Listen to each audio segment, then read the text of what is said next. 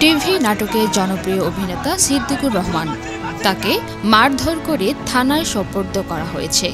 মঙ্গলবার ২৯ এপ্রিল বিকেল ৪টার পর রাজধানী ঢাকার কাকরাইল এলাকায় এই ঘটনা ঘটে। এ সময় সিদ্দিকের পরনের কাপড় ছিঁড়ে ফেলা হয়। সিদ্দিককে মারধর করে থানায় নিয়ে যাওয়ার একাধিক ভিডিও সামাজিক যোগাযোগ মাধ্যমে ছড়িয়ে পড়েছে।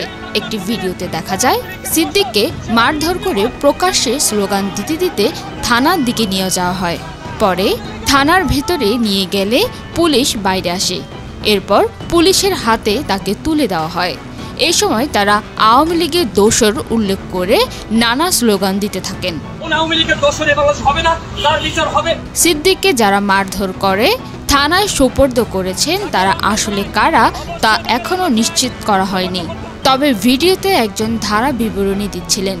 তিনি বলছেন, জনগণ তাকে গণদোলাই দিয়েছে আওয়ামী লীগের দোসর। আমরা সিদ্দিককে আওয়ামী লীগের একজন দালালকে পুলিশে হস্তান্তর করছি। এদিকে সিদ্দিক অভিনয়ের পাশাপাশি আওয়ামী লীগ সরকারের আমলে একাধিকবার ঢাকা, গুলশান ও টাঙ্গাইলের মধুপুর আসন থেকে মনোনয়ন চেয়েছিলেন।